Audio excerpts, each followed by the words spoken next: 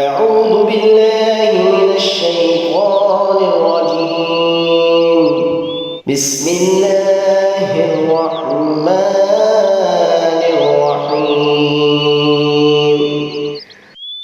جندب بن عبداللہ بجلی رضی اللہ عنہ سے سنا، انہوں نے بیان کیا کہ نبی کریم صلی اللہ علیہ وسلم بیمار پڑے اور 1 یا 2 راتوں میں تہجد کی نماز کے لیے نہ اٹھ سکے، تو ایک عورت اورا بنت رب ابو لہب کی جورو حضرت صلی اللہ علیہ وسلم کے پاس آئی اور کہنے لگی، محمد، میرا خیال ہے کہ تمہارے شیطان نے تمہیں چھوڑ دیا ہے۔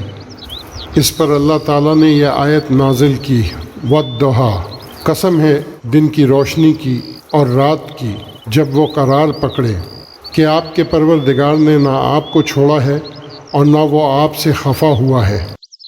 Narrated Jandab.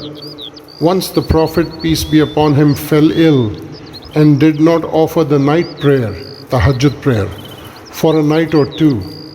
A woman, the wife of Abu Lahab, came to him and said, O Muhammad, I do not see but that your Satan has left you.